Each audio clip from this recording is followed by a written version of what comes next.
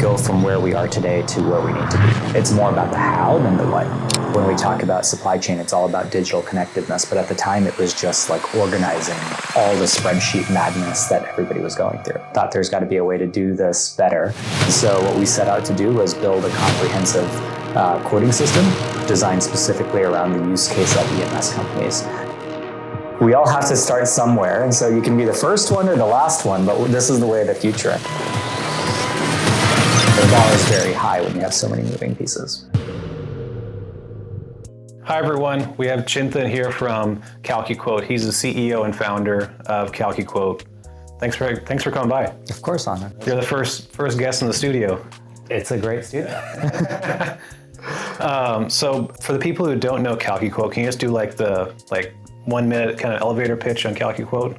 CalcuQuote, we started in 2014 as just an idea on the whiteboard with the basic premise that quoting for EMS companies is just a terrible thing to do, right? It's tedious, it takes forever, it's inaccurate, nobody has fun doing it. And so what we set out to do was build a comprehensive quoting system designed specifically around the use case of EMS companies. So we started in 2014 as an idea, got ramped up in 2015 with the first version of our software, and have been growing since. So since then, we've kind of evolved to provide end-to-end quote management for EMS companies, but also a lot of other peripheral services. So we have ShopCQ that does purchasing automation, so it helps execute purchase orders digitally. We have various different methods of being able to search and find alternates and that kind of stuff. We've invested very heavily in machine learning over the last few years. So we've really evolved as a company, but at its core, what we do is we provide solutions for electronic supply chain. Okay, nice. So how did that idea come about? I know you have some background in the EMS world. Yeah, so I grew up in the EMS space. It was a family-owned business growing up, and so basically did every job from, mopping the floors, taking out the trash, to programming SMT machines and managing the finances. So got to do a lot of different jobs, and I think the one I hated doing most was quoting. And so thought, let's do something about that. Spreadsheet hell. Exactly. So yeah, that's kind of how it started. Was I thought there's got to be a way to do this better. But yeah, I feel like the idea of an API 2015, right? Was like a foreign concept in our world, right? Absolutely. I remember it pretty vividly. I was meeting with distributors trying to set up these meetings, and the first meeting I went to, the guy was like, I mean, it's gutsy that you're asking for this data, right? But like, what makes you think we would give that to you in a way that can just integrate into this software? And I was like, well, I mean, I'm going to try to meet with like a dozen other companies. Somebody's going to say yes. Yeah. We all have to start somewhere, and so you can be the first one or the last one, but this is the way of the future, and that's kind of how it started. So that's cool. Yeah, I feel like when we first signed up with it, like internally we were like, okay, it's like we're bearing like our pricing soul. Yes. it's a sensitive thing, right? Yeah. I think in general the industries felt very uncomfortable in the past because the idea of somebody comparing pricing and all of that stuff was so uncomfortable. But as it turns out, as people that are delivering parts, the most important criteria for any company that's buying parts is, do you have the parts for me to buy? Yeah. Right. That's really important. Yeah. And that's what, even now when we look at the data, it says that anybody that's looking to buy components, usually the number one criteria is, where are the parts available? And of course, that's especially true in the last couple of years, but it's been true since the beginning. So in that last 2018, 2019, did you all see a big uptick in customers given what was going on in the supply chain? Yes, I think whenever there is supply chain volatility, people turn to software, right? Yeah. So 2018 was a record growth for us, and we've continued to kind of grow since then. Every time, so 2020 was another kind of disruptive period, so we had pretty significant growth that year. 2021, another one. 2022 continued the previous one. So I think every time people start to get antsy about parts availability and what's on the horizon. They look for software to enable faster decision making, as well as automate processes that were otherwise inefficient, because you have to find a new way of staying competitive. Yeah, absolutely. I think that's going to be true also coming into this year. There's a lot of talk about what's going to happen with the economy, and are EMS companies going to stay competitive, and even like OEMs. And it's, you can't keep doing things the way you have if there's better solutions available, because somebody will adopt those better solutions. Yeah, I feel like software is like the biggest one in our industry, because when I first started, I was doing outside sales for Texas, and when I would visit EMS companies, I'd ask them like, how do you manage your inventory, or how do you manage your quotes? And it was all spreadsheets. Yes. Nothing wrong with a spreadsheet, but it's like there's so much. I feel like it's been slowly like incrementing to more like digital transformation. Absolutely. Yeah, and I agree with you. It's funny because I joke with my team all the time, like if I was still doing quotes myself, I would probably use a spreadsheet. Yeah. But that's because I would write all kinds of fancy macros in it and automate the heck out of it, right? But like to scale, you have to invest in some sort of legitimate, scalable software solution. Yeah. But that being said, I think even now, like when we talk about inventory management and all of that stuff, inventory accuracy is a huge problem for companies because they don't have easy to use software to be able to manage their inventory. Yeah. And then especially now as we're coming out of this years of allocation and all that stuff, what we're starting to see now is a bunch of companies struggling with really high inventory levels because they don't know what parts they have on the shelf and what they need to complete the orders they have open. Yeah. So that was one of the pieces of software y'all built recently, right? That it's like a EMS to EMS piece, right? Yes. So actually, it started about a year ago. We went to a trade show, and on the first day, we had, of the, let's say, 15 people that stopped by, 14 of them were like, "Hey, I have all this extra stuff on my shelf that I don't use, and I bet you my neighbor has stuff that they don't use. And if we only could share that with each other, then we could find complete kits that we can build." Right? Yeah. So that was kind of the basic premise of it. And we got a lot of support from the OEM and EMS community. They were extremely enthusiastic. We started organizing these roundtables to say, hey, how do you guys want to play fairly here? Because I understand, it's going to require you guys to want to work with each other. Yeah. And so building the software part of that was super easy. It took no time at all. It was, what are going to be the ways in which you work together to make this transaction happen? So we got a lot of support from the IPC as well. So they were very supportive of, recognizing that the industry needs a solution for inventory problems for the last couple of years. We had, anywhere from 30 to 70 executives joining every time we had a roundtable conversation. We have now, I think we're up to like almost 125 companies participating in it. Wow. And it's never going to be a replacement for authorized distribution channels, but when you have that golden screw that you're looking for, it's like, I'll go looking for it anywhere, right? Exactly. Why not? Yeah. And maybe I don't buy it because my end customer says not to or whatever, but at least now I have a choice to say yes or no. Absolutely. So there's one tiny part can just bring down the whole line. Absolutely. Yeah. You can't ship if you don't have the last part. So we had a customer, the supply chain manager was talking about how they expect their suppliers to be 100% on time, not 99% on time. Yeah. And he was like, the reason is if I have a 100 line item BOM and you are 99% on time, I still can't ship. Exactly. So I need you to be 100% on time. That's the baseline. Now, of course, you can't get to 100%, but the bar is very high when you have so many moving pieces. Absolutely. So back when you were scaling CQ, what were some of the challenges you faced as a startup in our industry? Well, I'd say we're still trying to scale, so it's it's a perpetual growth mode. I think in CalcuQuote, I think there's, if you think about it, and I'm not the startup theorist here, but I'll say for us at least this was true. There's phases of growth, right? It's not like you're transitioning seamlessly. I think we had year one was, is there a product market fit? And that was really important. We were super agile and we could be very responsive, but we just had to like make sure we were building and listening very closely to our customers. And then it was, you hire your first few employees and, how do you gel together as a team? I think the next step after that was, can you replicate the founding team, right? Yeah. Like, can you start to scale those ideas and build a viable business model? I think over the last few years, the biggest challenge for us has been we've grown internationally a lot. So 30% of our business is outside the US, and that's, it's growing very quickly for us. And so managing a team with, I think we're at like 6 different time zones.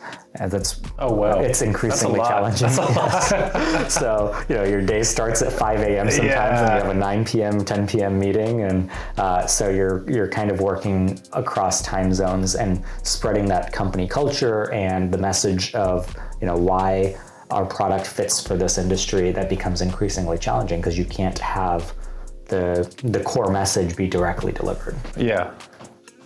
That's fascinating. How's the adoption been in Europe so far? It's been good. Interestingly, I think the European companies we deal with, APIs are old news. Really?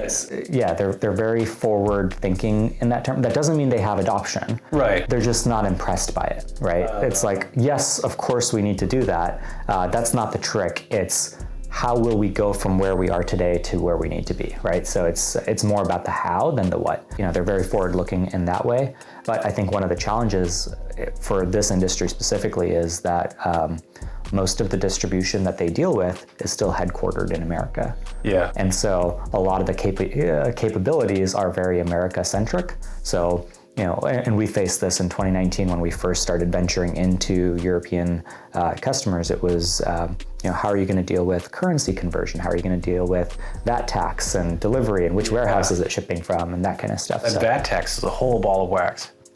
I have no idea how it even works still. I just hope somebody else gets it because, I was trying to help a customer out of Israel figure out like taxes. They're like, well, how much tax am I going to have if I import from you? I'm like, well, let's figure this out. Yeah. Let me get my spreadsheet. Yeah, exactly. Yeah. Yes. Yeah, that's awesome. One of the things I really want to talk about was the future of our industry and like how is software going to change our industry? Because I feel like AI and like, machine learning is going to be such a huge part of the future of any software. Are we heading down that path with purchasing decisions? Yeah, I think absolutely to a certain extent it's already happened and it's continuing to increase, right? So before you get to AI, I think it's just like organized data, structured data is important, and that's becoming more normal now, right? So it used to be when we first started, everybody was like, hey, what do you do when you get a PDF bill of material? Yeah. Right? And like that question comes up still, but rare, yeah. Right? So that was kind of the first step is like, can you get data in a structured format that any computer system, any database system can interact with? Yeah. The next step since then, I think, is can you turn that into insights? And then I think the next step that we're going towards now is can you turn that into interpretation, right? So a very simple example we have, or it seems simple on face value, is we have a customer that in 2018 with the MLCC stuff, they faced issues like everybody else did, and they said, oh, we're going to start consolidating where we get our passives from. But they were doing it manually, right? So they'd get a customer bill of material and they'd say, do we have authorization to substitute the passives, for example? And right. If the customer said yes, then they'd go through and fix that, right? With the latest iteration of this, we just implemented a product for them called Part CQ.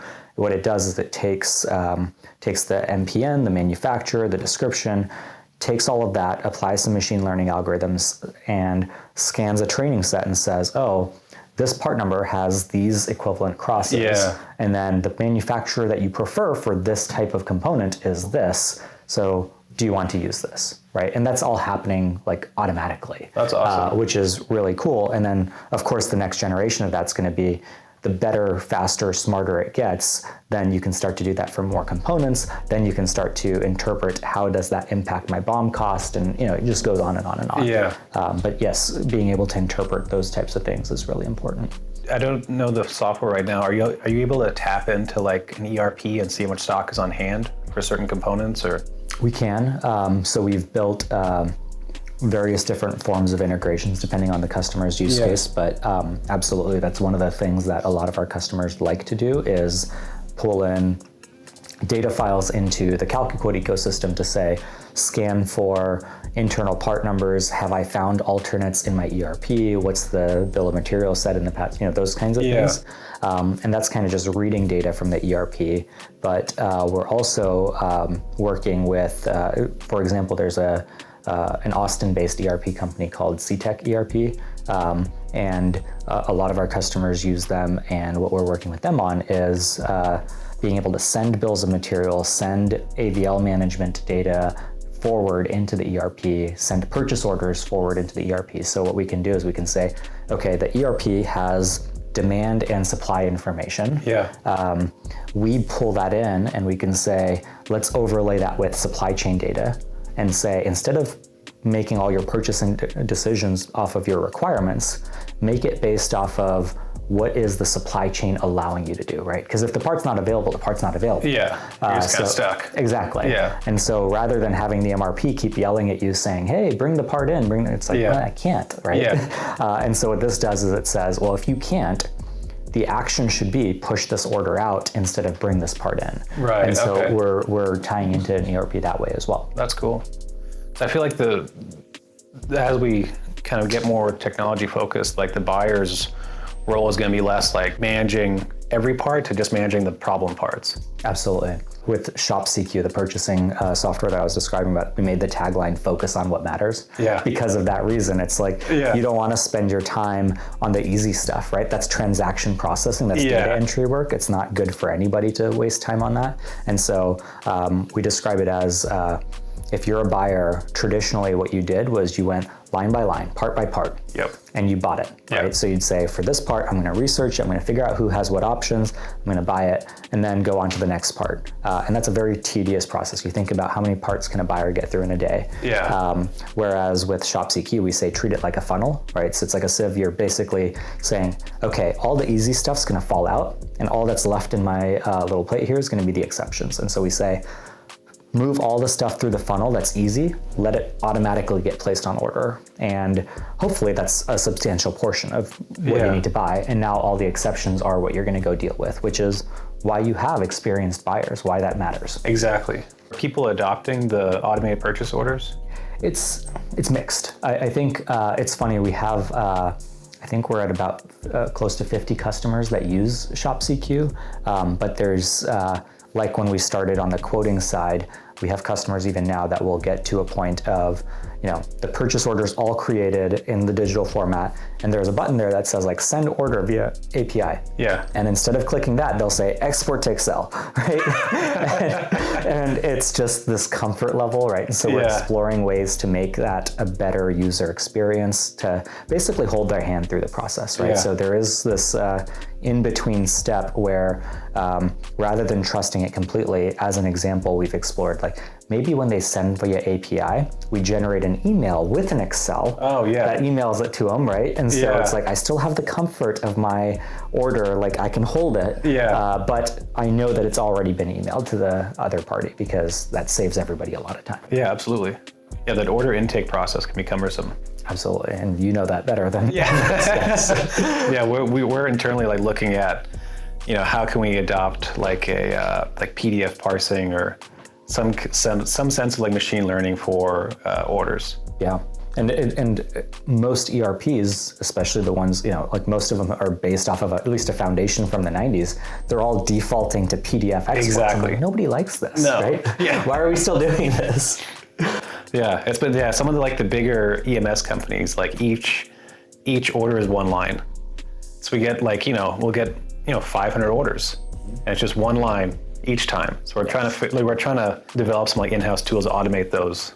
Because that's just like not fair just for one person just to sit there and bang. That's your day now, right? Exactly. We literally had like 700 one morning. And the person there, they were like, well, there's my morning, or there's my day. Exactly. What'd you do today? converted a PDF to a data entry form. Yeah, exactly. Yeah. Which, by the way, somebody else already did the same thing. Exactly, yeah. Yeah. I feel like we just, like, as an industry, we just need to embrace the API world. Yeah, and even, I mean, I get that that's not always going to be the case, but at least like most ERPs should have the option for export to Excel or something, right? Yeah. That you can import that in, but it's just one of those things that it's, because most of these systems are still from 20 years ago, they don't support a database world. They support let me enable human communication. Exactly, yeah. I feel like, you know, a lot of the software, I feel like there's not much adoption to the newer versions either, like the cloud-based ERPs. Yes, and in fact, we have, of course, biased here, but I believe the cloud is good because it continues to evolve, right? Yeah. New things come out. So when we first started CalcuQuote, machine learning was like a buzzword, Yeah. right? And then we started saying, okay, let's explore, and now it's like, it's a part of what we do. But if it was an on-prem software, then you'd be like, okay, well, if you upgrade to this version 5 years from now, it will have it. Yeah. And we have lots of customers that even now, you know, if they're dealing with their on-prem software, we have a customer that they're still using one that's based off of Access database. Right? Oh my gosh. Yeah. We had another customer that was upgrading their ERP, not because they wanted to upgrade their ERP, but because the operating system that it worked with was only compatible with Windows XP. And so when Windows XP became obsolete, there was a cybersecurity reason that they had to upgrade. Yeah. Wow. So it's that kind of world, right? Yeah. Yeah, with the cloud, I feel like you just get upgrades seamless. Yeah, exactly. In the early days that, you know, they're so used to things being installed and an IT support and all that stuff. With CalcuQuote and with any cloud software, usually it's like, you know, go to this URL and that's it. You start using it in your web browser. We had a customer who called us and was like, hey, I got a new computer. I need CalcuQuote installed on my new computer. And I was like, there's nothing to install. You just go to CalcuQuote. Yeah. Right. And she's like, nope, I need it installed, and if you can't install it for me, I can't keep using this. Like, why should we pay for something I can't use? Right? I was like, okay, I'm gonna come like visit you. Yeah. Right. So, and fortunately, it was a local visit. So I go there, and I'm standing next to her, and I was like, okay, show me where it was installed before. Yeah. And she's like, well, it was right here. I was like, you mean it was in your favorites? Oh man. Yeah, but it's a different world, right? And so as there's this like generational shift towards technology, there's also a generational shift in the people using it. Yeah. And nowadays that kind of stuff is comical, right? But back then it was like a serious thing to be like, what do you mean nothing's installed on my computer? Yeah. What do you mean I'm not going to have an IT install something? So. Yeah, absolutely. So what's kind of like your, like if you had one big like prediction of the future of kind of the software in our space, what would that be? Oh, one big one. Okay. Or two, whatever. Yeah. I think over time there's going to be this like digital ecosystem, and the more adoption we get, this is my like 10-year plan, right? And if I could wave a magic wand kind of thing. Yeah. Who knows if it gets there or not, because I don't like being on the record trying to predict the future. No, but it's just fun to let's like pontificate. Yeah, exactly. If we get more digitally connected, the long-term benefit of that is better traceability and less waste. Yeah. So like as an example, everybody talks about blockchain in terms of like cryptocurrency and that kind of stuff, right? But I think the real innovation in blockchain is happening on the supply chain side, because you could have more traceability all the way back. Yeah. So imagine if there was a public ledger available of every piece of a transaction from origin to end, right? Oh, You'd be able to eliminate counterfeit, you'd be able to eliminate bottlenecks in the supply chain, you'd know where there was excess inventory collecting dust that you could move to a more efficient allocation. Like you can do all of those things simply by looking at a public ledger, right? So it's a high degree of transparency, which makes people uncomfortable, of course, but it also allows you to much more efficiently allocate resources at a time that like, you know, I'd say humanity in general needs electronics, right? Right. So nobody is collectively benefiting from scarcity right now. Like to a certain extent, like individuals might be, right? But like collectively, I think we all want to have electronics powering our lives right now. Exactly, yeah. So that's that's cool. my wave of magic wand. thing, Yeah, is that'd be full fascinating. traceability. Yeah, it would eliminate counterfeits. Completely. And it would also allow better planning, right? Like factories could say, oh, we're starting to see across the ecosystem that this part's running out. Yeah. That there's higher demand from this type of component. Like, then you could make better capital investments, right? You could say, Yeah. oh, I need, as an entrepreneur, I might say there's a shortage of this type of thing. I'm going to build a factory for that instead of for this thing because I didn't know how much demand there was. Yeah. Like I feel like it's fun to see on our side when the competitor part, like if we get like 5 requests in one day for the same cross, it's like, okay, like, we have it, let's go, how do we, push that out? Absolutely. Yeah, no, and that's a big part of it because you could start to, and now you layer in the machine learning, you could say, well, I can interpret the entire ledger of things people are looking for and say, I have a solution here that matches all of these similar requests. Let me go out there and start marketing that. Right? Yeah. So, yeah. I like that a lot. Opportunities there. Yeah. But of course, it's going to require a lot of, I'll say, like kumbaya mindset, right? Like we all have to learn to cooperate a little bit more. And we're getting there. I mean, people share more data today than they did 5 years ago and before that 5 years and so on. Yeah, that's cool. Fun one for you. What was your last favorite business book?